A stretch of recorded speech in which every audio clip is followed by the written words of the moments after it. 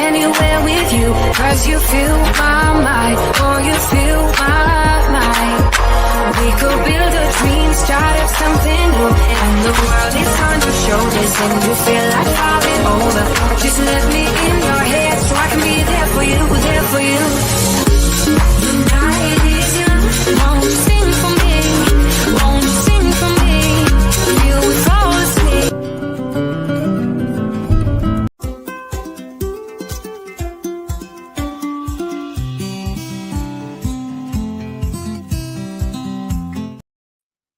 Hello, everybody. Welcome to VC Masters on the Pod TV network. I'm Nick Palavita. I will not be your host today, but I will introduce the host and also our special guest, because today we're going to be talking about a very important topic for all the financial advisors out there, of course, because you got that letter from New York that you better be looking at this, and also all the attorneys are listening to this. Very important. It's called cybersecurity. Because of the hacks and the hackers that are out there, everybody is under threat for losing their very important data. And of course, as the attorneys know, getting sued because you have data links.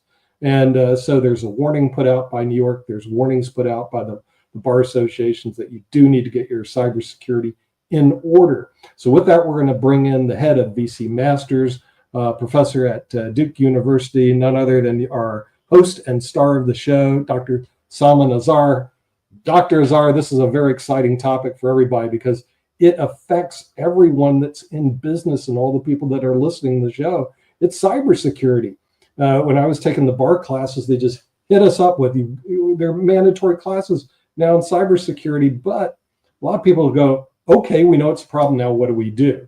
Lawyers are not trained in this area, I can tell you that. And financial advisors are sitting like, okay, it's a big problem because we handle a lot of data.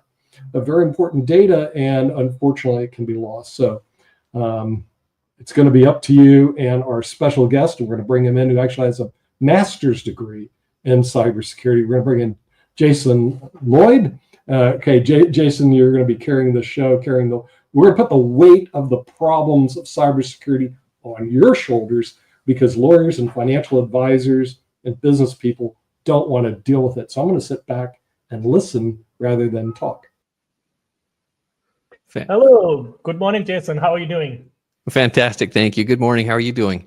I'm doing good. Well, I wanted to start by asking you, how does a day in your life look like? That's a good question.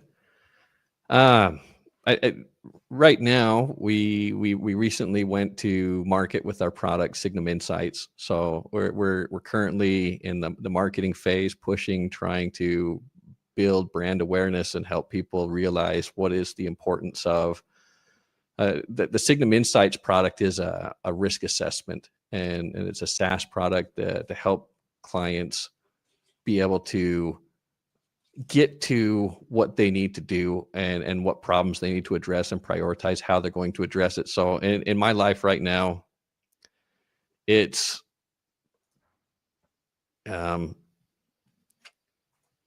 in my life right now, it's just trying to figure out how to get that news out to people and help them understand the need.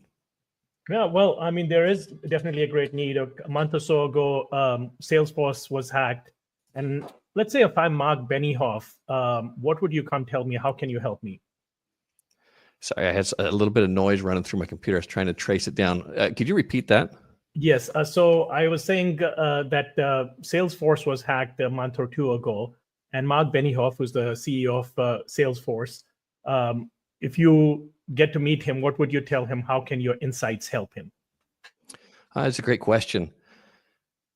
I think the best way I can respond to that is probably with a little bit of a story to give you a little bit of context. I did a risk assessment for an ag tech business that was doing vertical farming, and they were growing wheat, grass to be able to feed the cattle and to feed cattle. They would take vacuum seed up, move it into a tray, lay it out there, and it would go through these loops. And through these loops, it would go through different stations where it would be watered. It would have different light, and it would go through until at the end of 6-7 days, the grass is about 4 or 5 inches tall. And it would dump it out, and they would feed the cows. And because in China there was a lot of people that needed to find ways to be able to find food for their animals without a lot of space, to be able to save water, be able to save on space. This was something that was a special interest to them. So the FBI had gone to the CEO of this ag tech business and notified them that China was actively trying to steal their technology, figure out how to do it, replicate it, and build their business over there. And they advised the CEO to protect their assets, to protect their data, to take more steps to try to be secure. So when I went and did the risk assessment for them, the interesting thing is, as I'm sure is with Salesforce, I'm sure is with a lot of these companies, is this particular company had pretty decent cybersecurity hygiene. And by decent hygiene, I mean they had badge scan access to be able to come into the building. The first main floor was public access. Anybody could come in. But in order to get to the second floor where the employees were, where the data was, the information was, you had to have a separate scan access as well to be able to get up to it. And they kept the building on lockdown. So they had a lot of the good best practices.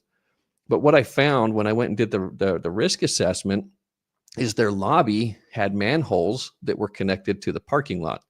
So even though you had your building locked up and secured, somebody could come in on the weekend, drop down one of the manholes and pop up into the building and bypass the security. And it didn't stop there, but you also had a plant wall, because being in the ag tech business, they put a lot of weight into the presentation, make it look really good. They had this plant wall that was 2 stories high that was right next to the catwalk on the second floor access. And in order to keep that plant wall doing well, they had to water it, and they would have a scissor lift that they kept plugged in with the keys inside the scissor lift. And anyone that could come in could turn on the scissor lift, and it would take you right up to the second floor access. So as much as they had best practices as far as the badge scan access, having separate layers from the public areas, they were still very much breachable. And these types of breaches are not vulnerabilities that you're going to discover in a network scan. They're not the type of breaches that you're going to find by buying the most expensive software on the market and trying to implement it and finding out what's going on. And not necessarily all of your policies and procedures are going to catch it. They did have a policy for badge scan access, employee access, for public areas, for separated areas. But what's going to help people discover this is, and this I think is why it's important and mandatory, is cybersecurity has got to be very holistic. It does include your environment scanning. It does include a more holistic vulnerability assessment. And so if I were to go back to this breach, it would be looking at what do you not know? What things would have helped to be able to see into that? And as far as our product goes, what our product does is asks the questions about from 8 different points of view, from HR, from executive team, from your IT department, from your web developers, to all sorts of different areas to look and maybe see beyond just the policies and procedures, but how is this being implemented? Is this being followed through? And really trying to identify what gaps you have in your security. Well, that's amazing. I would have never thought such low-tech things would make a difference, because when I'm thinking about cybersecurity, I'm actually thinking about hacking electronically as opposed to going through manholes. This is really fascinating that it's just physical security that's the issue here. And I don't know if a lot of cybersecurity companies worry about that, do they? I don't think so. Yes and no, because obviously there's physical security solutions. People are selling locks and cameras, and there are solutions, biometrics.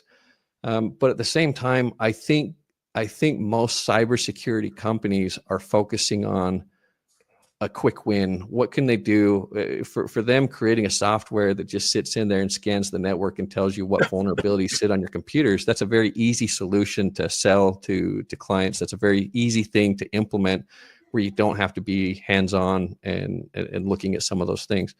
But there are some of those soft solutions as well, but they tend to be more expensive. If you're going to do a full-scale vulnerability assessment, not just a vulnerability, what sits in your environment, but a risk assessment about your facilities, about your policies, Usually you're going to have to go to a consulting company, and it's going to be an engagement that's going to take several weeks. They're going to identify all of the stakeholders, and they're going to sit down with each of the stakeholders and pull them hours out of their time and asking all of these questions. They're going to go back and do their magic behind the scenes a couple weeks later and present you with a risk assessment that's going to cost you hundreds of thousands of dollars, if not millions of dollars, depending on your business and the size, the scope, the scale of the engagement. So there are some solutions like that, but I don't think it's the main focus or what typically people think of. They think of maybe some of those quicker, easier things to implement, or what a lot of cybersecurity companies are focusing on.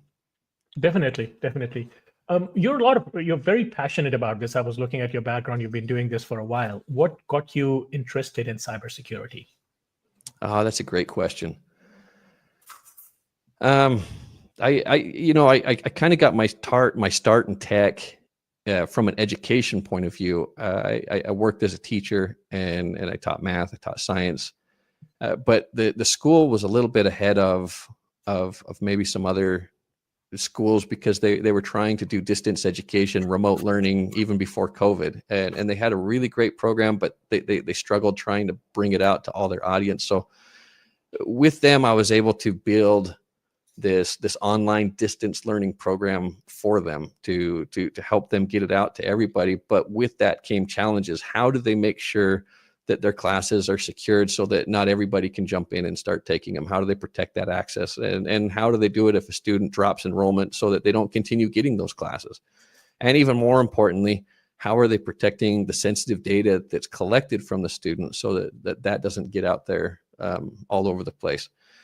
And so from there, I think it started to spin some wheels in my mind a little bit and open up some opportunities with cybersecurity. And I started studying a little bit more, go back to school, get my master's degree, and really engage. But something that's fascinated me is the opportunity in this field. As much as we talk about cybersecurity all the time, there was a survey in October 2022, the McKinsey survey, that estimates there's only 10% of market penetration from cybersecurity solutions to the people that need to implement it. There's a lot of opportunity. It's still relatively new, and a lot of work needs to be done. So when I look at what can I do to make a difference, or where can I go, to me, cybersecurity is a field that needs a lot of work. It needs a lot of I don't know, mining in a sense, to go in and start, digging through and finding a way to provide these solutions to the people that need it most.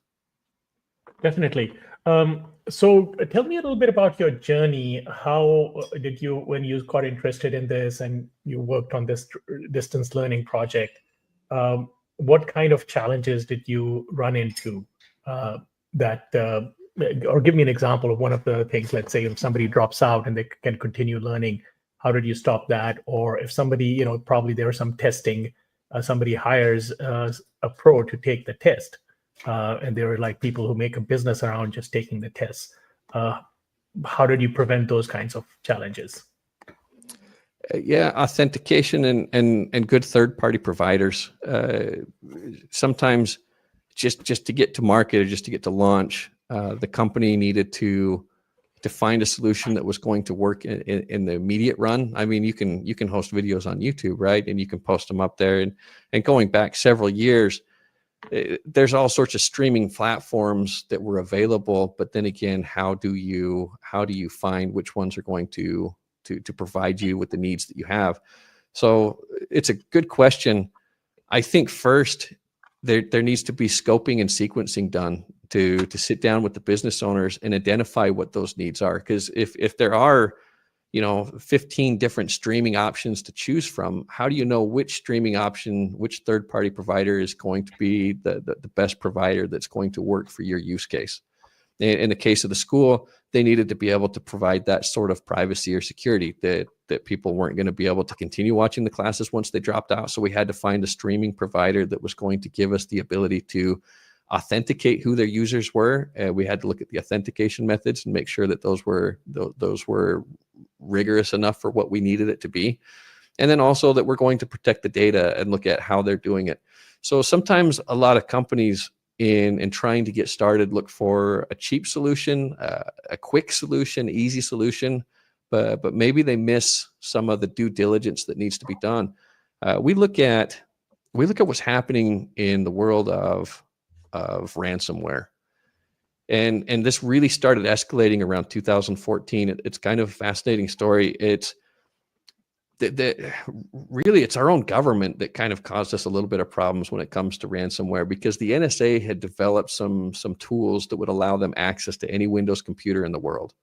And rather than reveal that there was a vulnerability and give Microsoft the opportunity to patch it, this was their key, the golden key that give them access to anywhere that they needed for their spy program, for intelligence. This was their secret until it wasn't, right? Until somebody somebody gets this access, they post it on the dark web, and it becomes global information. And now any computer can be compromised. And now all of a sudden ransomware starts to spin up, and it starts to take its toll.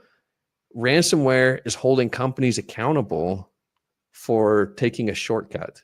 If they're not being protective, and it's not just ransomware, but hackers. And a lot of these people, they try to present themselves as a legitimate business organization, and they're looking at it almost as if they're the good guys. They're doing you a favor for having found these problems or having found this deal.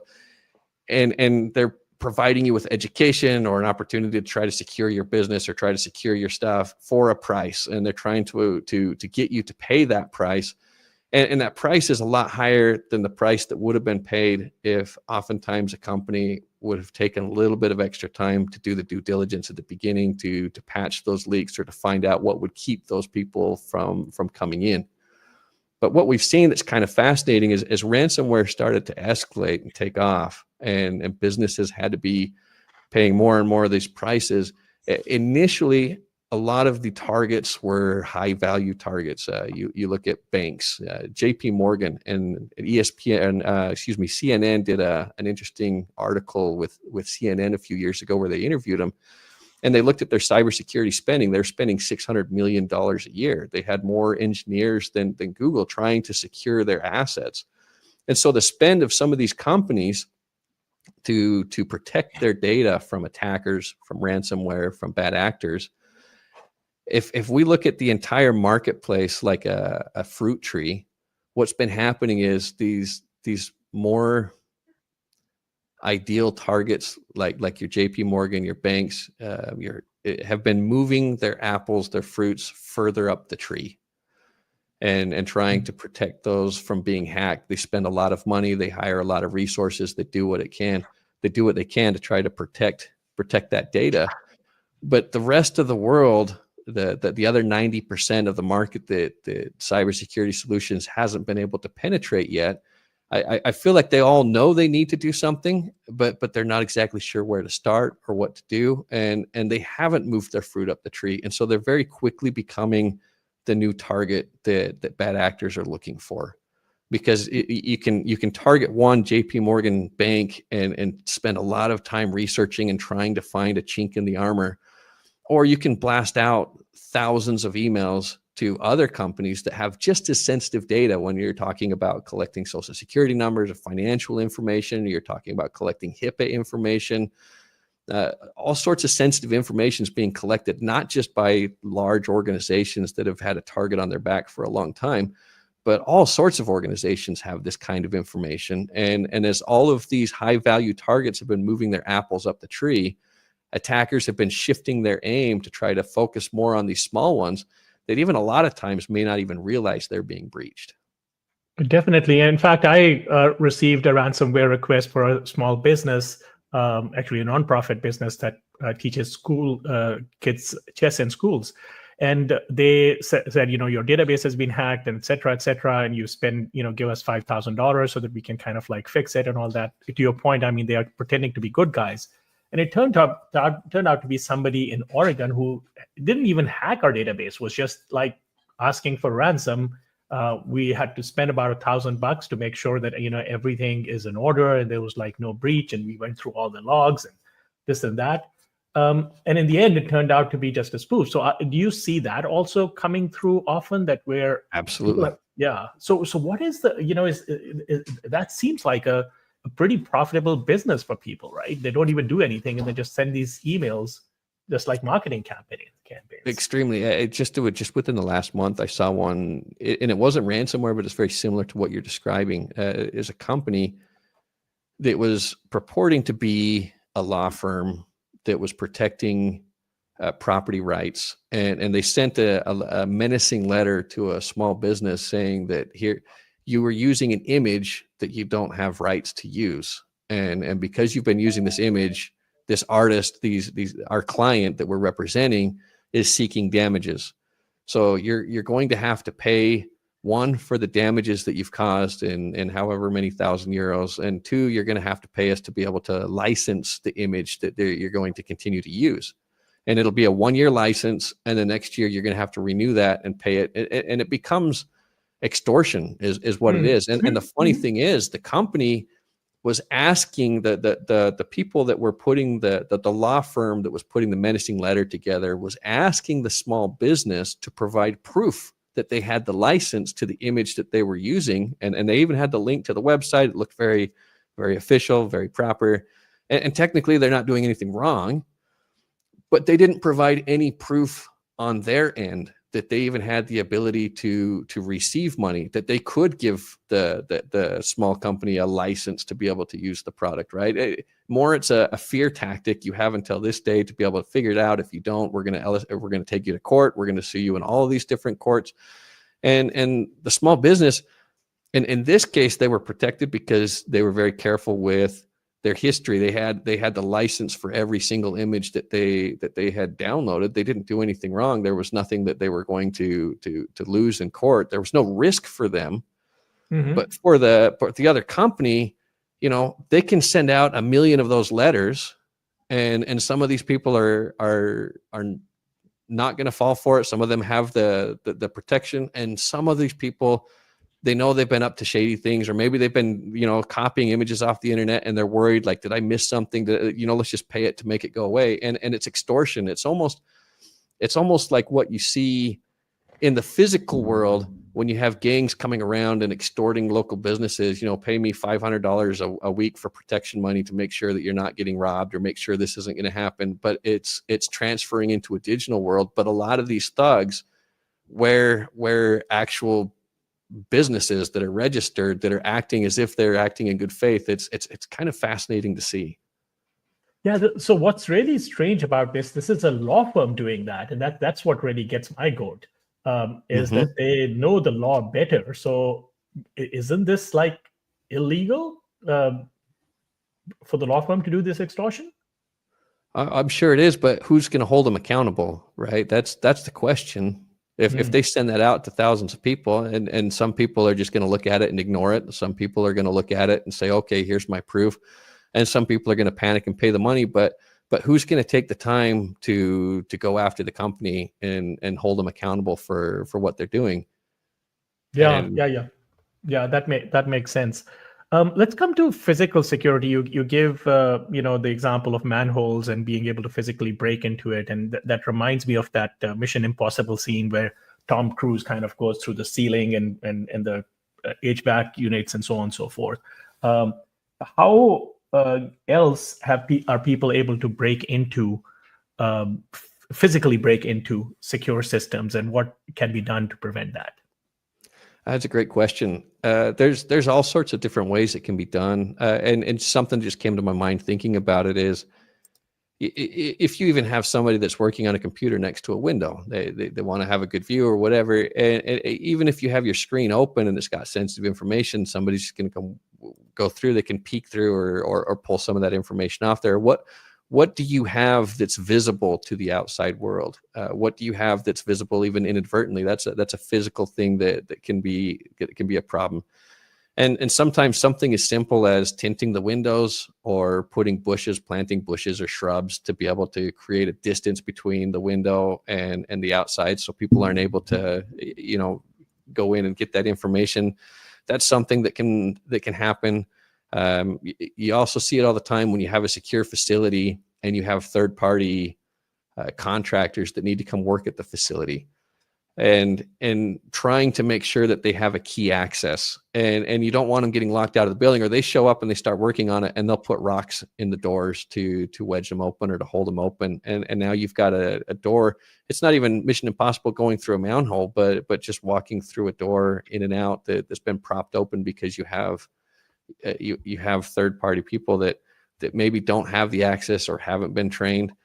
And the other one that this is kind of interesting is you'd be surprised, and maybe you wouldn't, but sometimes the easiest approach is just to walk in and pretend like you know what you're doing. You're where you're supposed to be, and people don't ask questions because they're maybe timid or shy, or they don't want to interrupt you, or embarrassed to ask. So sometimes just walking through with confidence, just saying you're supposed to be there, you know what you're doing, and just going through and getting the information, and people don't ask questions or don't stop them, or sometimes even you have internationals that come through and just pretend like they're ignorant. They're just taking photos and they don't speak the language or they don't understand, but really they know exactly what they're doing, and they're trying to get as much information as they can to be able to replicate that overseas. Yeah, that reminds me of Frank Abagnale, I believe was the name. It was played by Leonardo DiCaprio in a movie, Catch Me If You Can, that he had like lots of things that there was like, he was an imposter basically who was an extremely bright guy that did a lot of different things and just got by just walking in with confidence. And I think there was another TV show that was back in the 20th century. I'm dating myself now, called Pretender, where basically this guy is that's what he does for a living, is that he pretends to be what he is not. I often think about janitors and cleaning staff. They have usually access to a lot of places. How are they monitored? Because if I'm working in a highly secure facility, somebody has to clean things. I'm not going to do that. Isn't that a big vulnerability? How do you get around? How do you prevent that? Absolutely. It's a great question.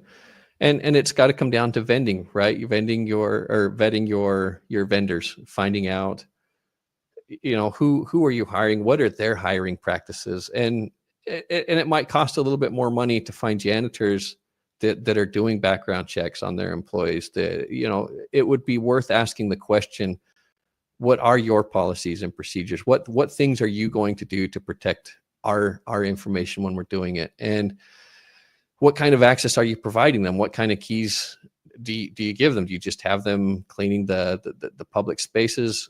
It all comes down to scoping and scoping the engagement, looking at how much access you're going to be providing them. What does that give them access to? And then also, what are they doing to assure me? What assurances are in place? What practices do they have? What are their policies? So even in a janitor company, there's ways that cybersecurity becomes important for hiring practices, for their policies, for how they can provide assurances for the companies that they'll be working at. So, regardless of how much background check you do, there is like the story about Abe Lincoln, who's also known as Honest Abe, that somebody offered him a bribe, something like $2,000, which is a lot of money. And he threw that person out of his office, and his secretary asked him, why did you do that? And he said, well, he came too near my price. I was tempted. So even somebody who is like known for his honesty can be tempted for the right amount of money. So especially if you're a janitor. Again, I'll actually give you an interesting example. Duke has this free tuition program that if you have 5 years of service at Duke as a staff member or faculty member, your kids go to Duke for free.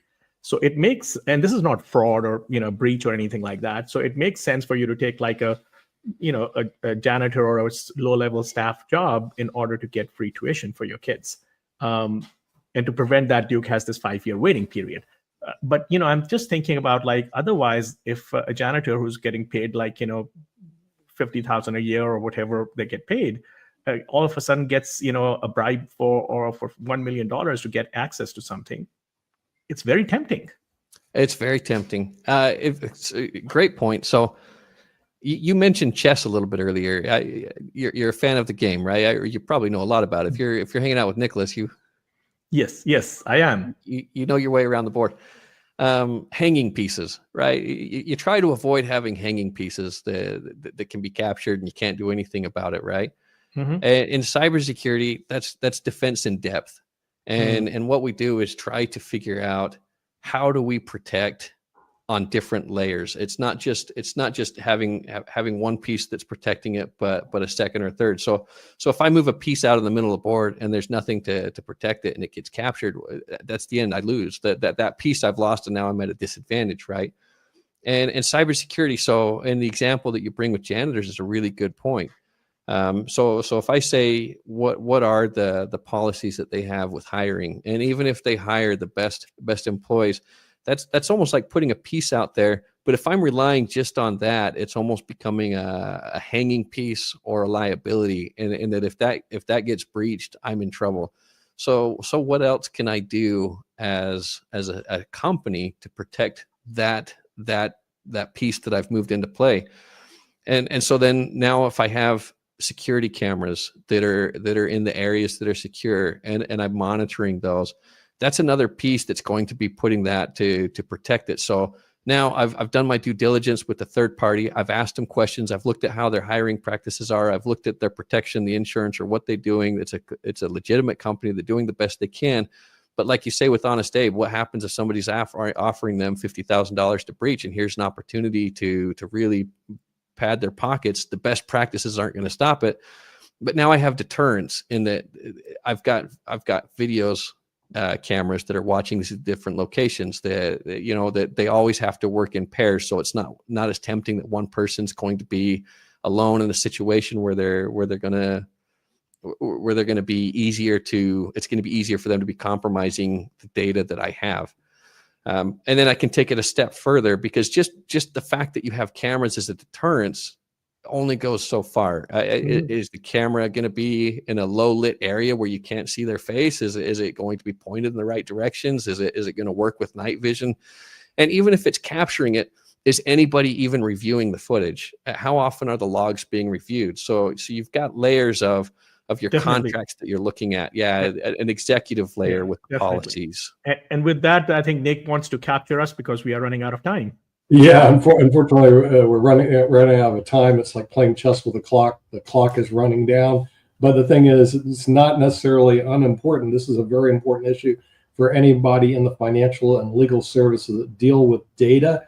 There's a physical and a computer aspects to data hacking. And we'll see you next time on VC Masters with Dr. Salman Azar. But in the meantime, keep your assets safe.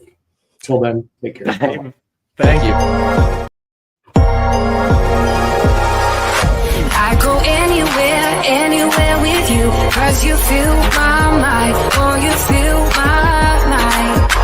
We could build a dream, start up something new, and the world is on your shoulders, and you feel like falling over. Just let me